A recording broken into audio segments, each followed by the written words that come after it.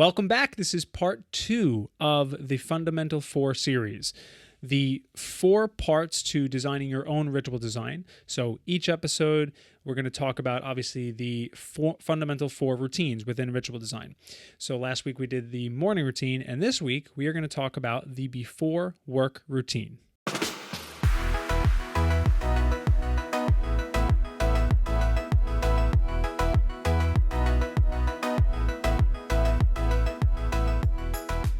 Welcome back to, yet again, another episode of the Upgrade My Rituals podcast. My name is Kevin McKella, the host, and this is the show for stressed out overachievers who are looking to design their close to ideal day.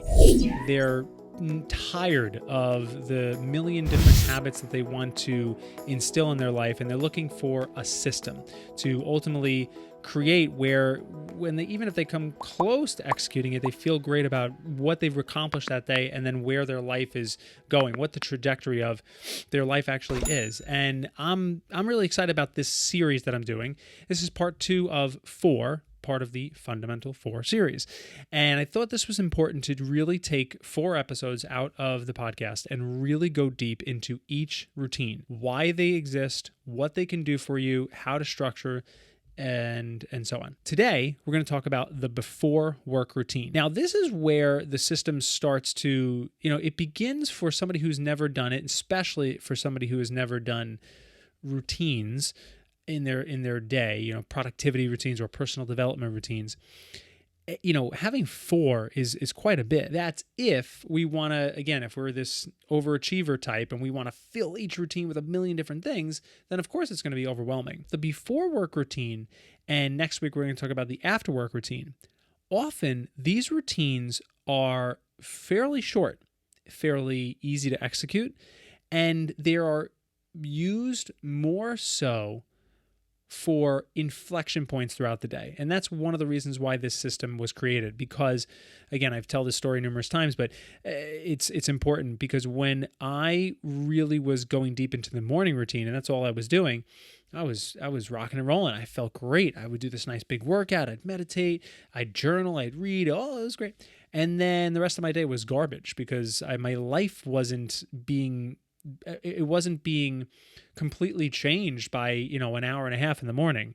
You just sometimes can't. It's not enough time. So when we look at the rest of our day, we find these inflection points. We find these points that ultimately can be leveraged for good. And often, if we don't actually intervene, they often fall into bad traps.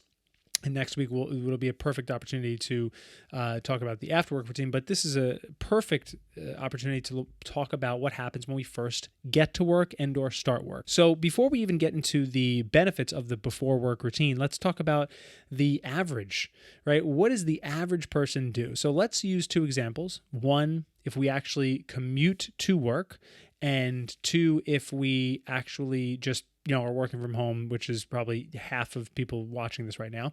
How do we set that up? So if we're commuting, there is a lot happening, right? We might be running late.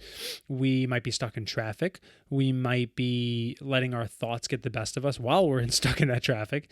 And then we walk right into the office or whatever, and you immediately get bombarded with somebody. So I need you, right? It's like, oh my God, let me sit down and turn on my computer, please. And then once you turn on the computer, what do?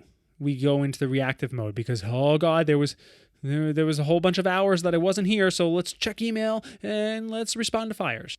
That is not a calm, clear way to start the day, in my opinion. Again, we take the same exact type of approach when we're home, right?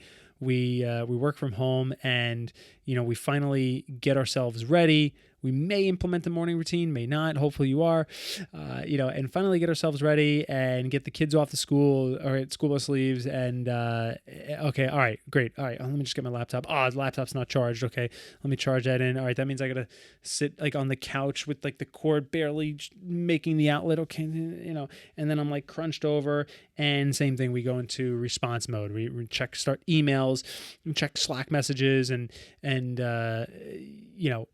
putting out fires. The problem with not having a before work routine is that, again, we're setting the next 8 to 10 hours of our life every single day.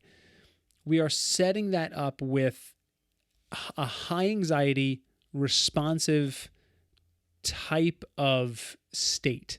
And that is very difficult. It is very stressful, and over time will eat at you if it hasn't already. Now, what we're going to do right now is talk about the 3 ways we can actually use the before work routine. One of the ways that we can actually implement this is by doing things before you actually now we're going to use this example as commuting if we have to go into the office. Before you actually leave the house. So this is almost like an extension of a more morning routine, right? You may do a nice, productive, proactive morning routine and then have all this time in the middle to get yourself like ready, hygiene stuff, maybe eat some breakfast, get your kids ready, get all those things that are not part of your morning routine that has ended. And then we're going to do a couple things before we leave to work. Another example is if we're actually get to work and what we're doing actually at the office. So what are we doing when we first step into the building? Or the third way is a combination of both. So we can have a before work routine that has certain elements of both. So let's talk about some things that you can implement and actually create a really positive, proactive, not even defensive, but just calm beginning to your day. What we could do is we could do a couple things. One, we could, if you have a problem like I have, which I don't really have too much anymore. I've done a lot of work towards it, but I used to have pretty bad road rage, right? I'd really get pissed off if people would cut me off and da-da-da. And there's a couple things that we can do. We can set triggers for ourselves. We can put something in the car that triggers us, or before we leave, that triggers us to go through a little, either a mantra and or a mindset shift that has this conversation that you can talk yourself through. I'm about to step behind a 2,000 pound, 3,000 pound vehicle that I'm operating in basically a death machine. I am completely responsible for what happens. And in that, at least that's the mindset you want to put yourself in. And that's it. I may also do a breathing exercise, right? For 30 seconds, not even. Just maybe take 5 long breaths, right? Just breathe in for 4 counts, breathe out for 4 counts. Do that 5 times. I can guarantee scientifically, that will change your brain chemistry. That will actually change what's happening up here and will ultimately change what's happening in here. So those are just a couple of things if you have maybe that issue. If you're working from home, or this can also be used when you get to the office, this is actually my entire before work routine. All it is, it's very simple. I execute it every single day without fail because it's so simple. All it is that I open up all my apps. It's that simple. And for me, that's an important thing because sometimes I forget to say open up my phone app or whatever, and a call comes in and I don't get it just because I forgot to open it, right? So I open up my Gmail, open up Salesforce, open up Slack, open up Dialpad, open up all these things, and that's it. That's my before work routine. It's just that simple.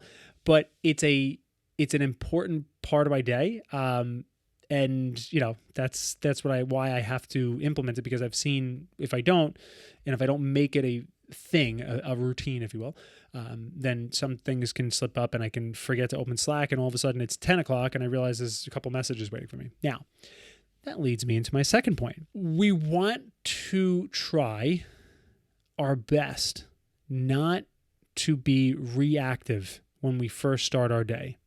Sometimes that's impossible. If you work in customer service, if you work in customer service at 9:01, you better have your headset on and like ready to go to take calls in or something.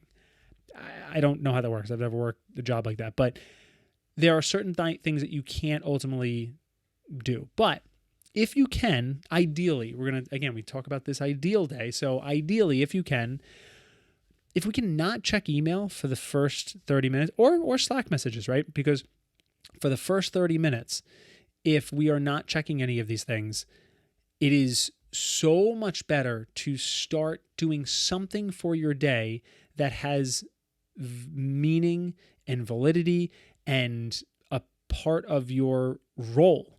So if you are, I'm going to use an example that I have no idea what I'm talking about, but I think that'll be good for you and I who are actually listening and watching this.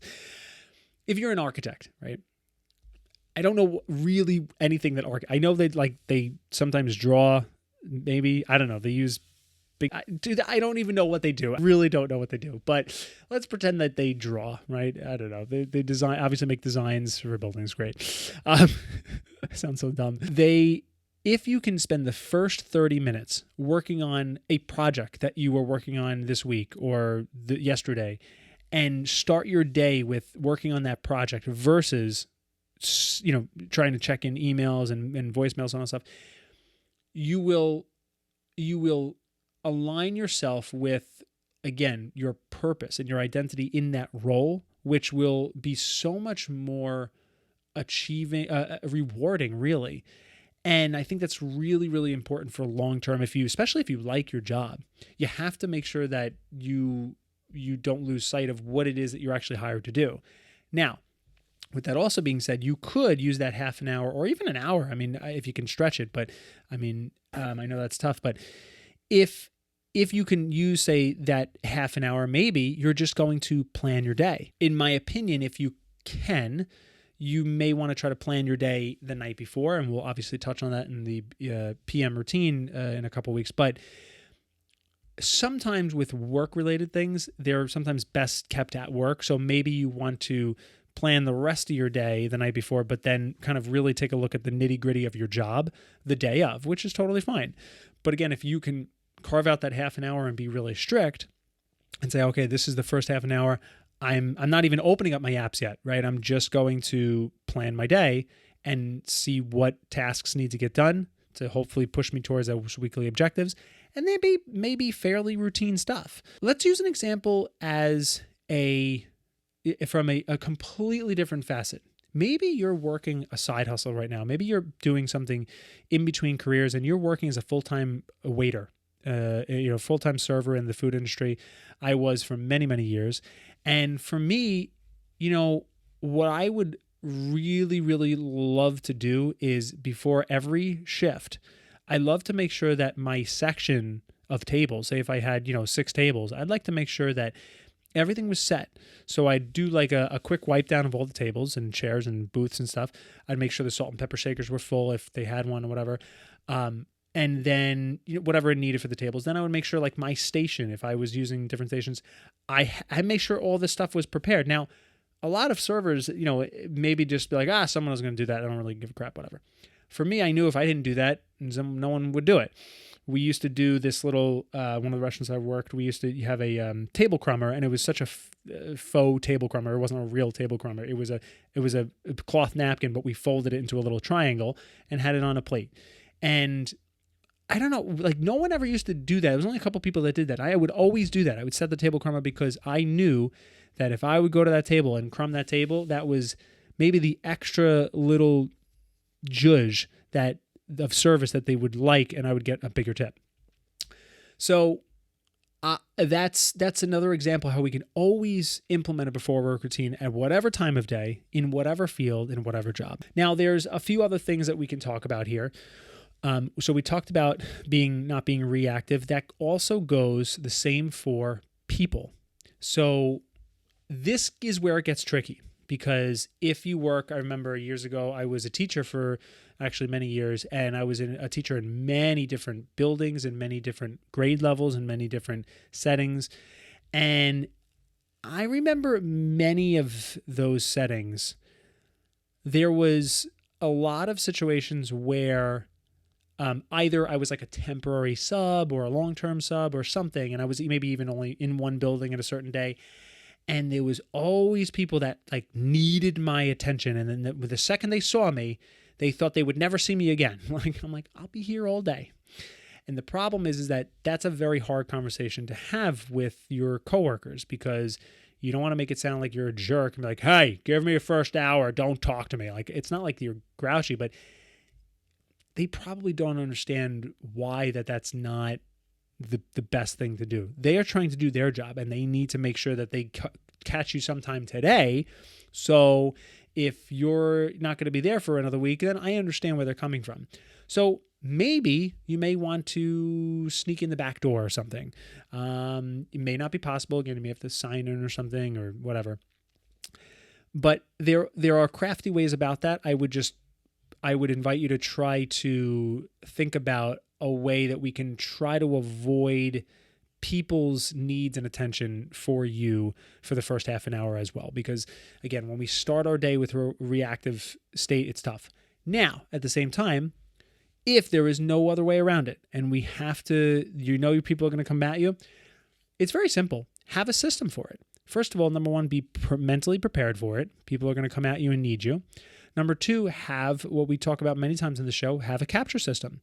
So if it's things that you don't want to try to have to remember, but you're going to have to need to remember them, just take out your phone, write a little note, or if you're old school, take a pen and paper or whatever, just write it down and completely forget about it until later on when you're going to process that information. So again, especially for me, a parent, you have to call this parent back. No, I don't. Not for the first half an hour. Because I guarantee that as serious as that parent was thinking about or whatever they needed, a half an hour to them actually is not even that, because they don't really know what's happening in my world. But if I don't let that emotionally affect me, then that's okay. You can come out with me with whatever you need. I'm just going to be prepared for that. So those are a couple of things that I would think about when you implement the before work routine. There are other things at play here. There are the personal type of situations where you may want to implement a strategy in your before work routine where, for whatever reason, you feel like trying to say, actually the exact opposite of what we talked about, kind of trying to say hello to everybody that you can. And especially if you're brand new at a company and you're trying to, make some positive waves and try to get recognized, you may want to go out of your way and try to just kind of take the long road and just say hello to everybody. Hey, how's it going? Hey, Frank, good morning. Because a lot of people don't do that. They just go right to their desk or cubicle or whatever, and they get to work. That might be something else that you want to implement. The conversation again around the before work routine, there's so many different ways that we can do this. There's so many different things that you can implement, but it is another big inflection point for the day. You're transitioning from your home, not only just a few hours ago were you dead asleep, vulnerable, half naked, right? You were just in a slumber, and now you're in the world. And speaking of brainwaves, you're at, full beta, you're ready to go. And you put that hat on. You've taken this hat off and you've put on this hat, if you will. And I think it is a tricky one, but if we can make sure that we implement whatever we need to, it's very custom to you. It is very individual to whatever your needs are, whether it's specifically your tasks at work, whether it's some personal things that you want to either avoid and or achieve. Totally up to you, but the before work routine is a fantastic way to implement the things that you either need to or don't. And again, that's going to be completely up to you. Thank you so much for listening and watching today. If you like this video, please give it a like. And if you're new here, consider subscribing. And of course, hit that notification bell so you can be notified every time a new episode drops. And that is it, my friends. So thank you so much for listening to the episode today. And I'll see you next week for part 3. We're going to discuss the after work routine right here on the Upgrade My Rituals podcast.